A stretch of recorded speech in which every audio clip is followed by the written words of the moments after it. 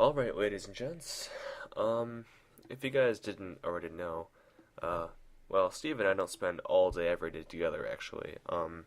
We have lives outside of just hanging out together, and, we're both students currently, so we don't attend the same university. We're just best buds from time or whatever, I don't know. But the point is, today, well, we're gonna do some solo things now, I guess. So, I will be playing DiveKick for you guys. So, DiveKick isn't like the best game in the world, and it's certainly not the most complicated game. But I can tell you for a fact that in playing this game, I figured out a couple things. First off, well, to be honest, I haven't played it very much. I played about 3 or 4 matches online just to try to figure out the controls, which is ironic. But it's, really just a brilliant parody of,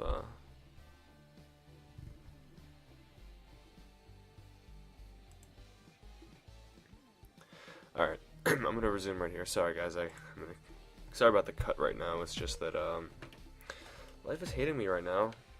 And I'm gonna configure my controls to that of a pad, because I enjoy playing with pad actually a lot more than I do, with a keyboard. But this game is essentially a parody of, most of the stuff in the fighting game community right now, so I'm picking Dr. Scholl's because this is a character who's a parody of Doctor Doom and his foot dive. So since I'm rather familiar with that character in Marvel, I figured, hey, why not use Dr. Scholl's? So this is the story. She's essentially a fighting end the disease of foot dive because story. So I guess I'll do a bit of bizarre commentary, and I know a lot of you are probably not really that immersed into the fighting game community, so so I might do some explanation here. So this is Uncle Sensei. He is a parody of Solid Snake. No, of course not. To me, he looks like a parody of Snake, but in reality, he's more of a parody of Gen, because Gen is a stance change character in Street Fighter 4. I think he came out in Super, but I do know that he was also in Fighting Street. But, well, that game was kind of horrible for a variety of reasons, so he didn't have stance changes back then. But certainly Uncle Sensei is not only a parody of Gen in terms of fighting style, but he has a beard, just like Gen. But moreover, he's just a parody of your mentor in general, because, heck, what kind of name is Uncle Sensei? So, I'm using Shoals, and her ability is that she can do a double foot dive. Not unlike Doom from Street Fighter. No, not Street Fighter, from Marvel. I'll be honest here, I'm not very good at this game because I prefer to kind of rush in fighting games because I'm really impatient, which is why I'm not particularly good at Street Fighter. But I am quite good. I'm okay in Marvel. I'm decent at getting in. I'm not like, best in the world or anything. But, so, I'm probably going to lose a lot, and you're probably going to stop watching, but I'll try my best. Yeah. So here we have Kick, our next hero, or character. So, if it wasn't bloody obvious already, any of you who grew up in the 90s might notice a few things about Kick. First off, he's a parody of Will Smith. Well, Will Smith and Yoon from Street Fighter 3. I'm not really sure what warranted the whole... There's a lot of Fresh Prince of Bel-Air references in this game, and I'm not really quite sure why. I guess the devs were just big fans. But, you will notice that we are indeed fighting on a playground in West Philadelphia. And this music sounds like a canned version of the, what's it called? Fresh Prince theme. I'll just let you listen to it for a sec. Yeah, see? And, if you head over there, as we see in the background, there is indeed a lady who looks like a palette swap version of his mama from the opening. And I'm sure something that Kick says is reminiscent of Will Smith, but I haven't seen that many Will Smith movies, so I'm not really sure what to say about that.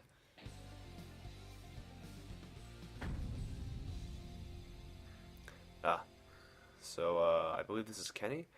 Kenny is actually, I believe he was a character put in via the Kickstarter. He is the Mokujin character. Yeah, that meaning that he's the random character. And I'm not even gonna try to narrate this because I can't do a woman's voice because I am in fact a man. And if you couldn't tell by my voice, I'm not sure what to tell you about the women where you come from. But Kenny, he was put in, I believe by request. A backer's brother passed away, and he's based off of that backer's brother. Hence why we're effectively fighting in like a heavenly realm, and Kenny has a halo. But then it just occurred to me that I'm not really sure, me saying Mokujin character, how much explanation that was. Mokujin being the character from Tekken, who is the random character, a la kind of like Edge Master or just Charade from Soul Calibur 2, Soul Calibur, I think 1 and 5. Wow, I'm getting my butt handed to me right now. So, yeah, he's just random. But I know in other games they actually put in a random button, but I think random characters are kind of fun. Yeah. So, yeah, I'm gonna lose a lot because as I said, this is not conducive to my playing style because I can't really block. Not that I block that much to begin with. But I think, oh, right now he's copying S-Kill. So you'll notice that there's a certain character in this game whose ability is to teleport instead of diving, and the computer that's not really that good with the dive and timing it will sometimes just dive straight or into your kicks, which is kind of weird because then you just say, "Oh, I got lucky," and you move on with your life. Sorry about that. So, dive is a parody of Yang from Street Fighter. I wasn't sure. I don't think he was an alpha, but he was in Street Fighter 3 for sure, and in Street Fighter 4. It's funny because of the palette swap with the hair. So dive and kick are parodies of the brothers Yin and Yang. But if you but to be fair, I think DiveKick is actually overall a good game because it teaches you one of the many fundamentals of fighting games. In particular, it teaches you spacing, and it eschews the whole need for execution, which is actually really, really important in fighting games because mainly, if you play like a game like Marvel, it's mostly chains. So like you just cancel them. So it's more about just kind of doing it and like memorizing the whole string. Whereas games like Street Fighter, and I believe King of Fighters, I'm not too familiar with SNK games, have more links to them. Which is essentially, instead of canceling the moves into each other, you just go straight. You do them in succession. So the timing is very important. Alright. So we have the Baz. He's one of the characters I have a lot of trouble with. Because he, if you didn't notice, his kick doesn't do damage. He emits lightning, and the lightning is what does the damage with the Baz. So if he hits you from the front, it actually it's not effective at all. I'm not really sure who he's a parody of besides, like, his lightning is obviously a parody of Zero. So, like, I don't know what, like, appearance-wise, who he's any parody of. But he kind of looks like Wolverine, if you ask me. Like, a weird... Okay, he gives the same feeling as Wolverine and Batman, I don't know. I'm sure there's something I'm missing. But he looks kind of like a generic biker cowboy. If any of you have seen that really bad Jonah Hex movie, I feel like he'd fit right home there. Not that that's particularly good at all. But I find that he's a hard character to deal with because he can also kick in many trajectories. But if you see, like, if you just jump in, like I tend to do, then he's hard to beat because the lightning, interestingly enough though, I don't really. That was just a moment where I wasn't sure what the computer was doing because it was just a straight jump. Um, yeah. But anyway, so yeah, like I said, I'm kind of jumping from topic to topic. This is the inaugural episode after all, but our next character is Stream. So in the fighting game community, way back when, if you wanted to play the game, you could actually you'd go play at the arcade. When I was a lot younger, I would sometimes, I would love playing games at the arcade, but I never really had that much money to play, so I was rather invested in console gaming. But the point is, in the modern day fighting games, the arcades are kind of dead for the most part in the East Coast and the Midwest. I know there are some in the West Coast still, like I think Super Arcade, for example. In Asia, they're very prevalent. Like in any of my travels, I've seen a billion of them. But what game they play varies from country to country. For instance, in Japan, Street Fighter is very dominant, but in China, King of Fighters is where it's at. But so anyway, in the modern day, a lot of people they just enjoy watching the game. Nothing wrong with that. But people spend a lot of time on streams. So when you spend too much time on a stream, what are you? You are a stream monster. So Stream is a parody of them. So, but yeah, I'm kind of digging the music for this stage. Just kind of give it a listen.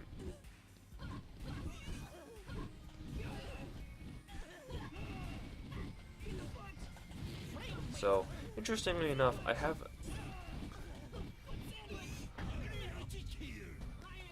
Oh wow, that was actually interesting. But yeah, I'm kind of focusing on this game, kind of. So, one of the things about games, like fighting games, is as you play a game more and more, you start to understand, understand how to play the game, which I find really interesting, because really, one of the things about, because when you play a fighting game, you have to kind of, you have to learn to get through the controls or play the system, but, like, let's say Street Fighter, you're gonna have to put in a lot of time before you have a fundamental understanding of the game. But in DiveKick, you just have to kind of jump in and play, because while characters do have special moves, I don't really, it's not very complicated. But anyway, our next character is Redacted. Redacted is a parody of Wolverine. I don't really like the character that much, because essentially, if you notice, with all these parodies of characters, the jump arcs and the animations and poses are almost identical to the regular characters in the games proper. Like in Redacted's case, literally, she in this game is just so similar to Wolverine, it's not even funny. But that's the intent, it's a parody. But I do like how there's that cross through her name, it's just kind of funny. To be honest, I don't really think Dr. Schultz is a particularly good parody. I don't like her design. But, I mean, the only character who I really like, well, to be honest, I don't think that, this game has the best art direction. It's, obviously, it's acceptable, like, it's fun, but I don't, it's not beautiful, like BlazBlue or Street Fighter. Well, Street Fighter 3. 4 has a horrendous art design that no one should ever copy, because it's just kind of bulky and gross. Haha, it did missiles. Haha, So, yeah. I'm actually rather interested, oh, it's Marn. So, or Mr. N, rather. So, Mr. N is a parody of a, player in the community named Marn. Marn is rather famous for being, well, not the most beloved player in the world, because, first of all, I believe the story goes that he messed up an entire Guilty Gear, competition because he messed up the brackets.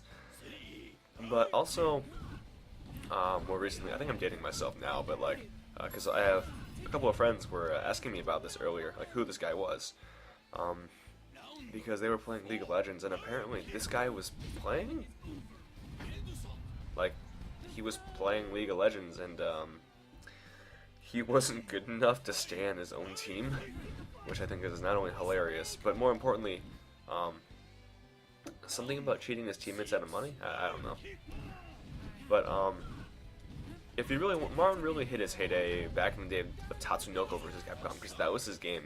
I believe he was like the best, like, Tatsu player in the world at the time. Maybe he won Evo when the game was around. I'm not quite sure. I didn't really follow that game. I was still playing Soul Calibur. Not that any Soul Calibur at that time was particularly good. Oh man, it's the final boss. Yeah, so the final boss is S-Kill. S-Kill is a parody of Seth Killian. So here he's actually asking her if flight and foot dive and stuff like that. So S-Kill is a parody of, in personality, the entire like fighting game development industry, kind of like Capcom with the whole balancing thing. But as a character and appearance, he's a parody of Seth Killian, who was one of the most well-respected figures in the community. He was the special advisor for Street Fighter 4, Marvel 3, and I maybe possibly what was the game called? PlayStation All-Stars Battle Royale, but that game wasn't very good. But anyway, point is, he's Seth, and Seth is awesome. So, fun fact, he has a PhD in philosophy, which I think is kind of cool, because so the character's special ability is that he can teleport, which is actually hard to get a handle on, but he has to teleport twice before he can kick. Also, fitting for a final boss character, his special ability, which I haven't used at all for Dr. Scholl's, by the way, because her abilities are hovering and flying up high, and I think that just jumping and kicking gives you better control. But S-Kill's ability is that he can parry, which is interesting to work with the bags, because I won. Because the lightning, I'm not sure how that works, but it parries any singular hit that you can get. And apparently I've beaten the game, I think, is the final boss. But if you didn't notice, what's this?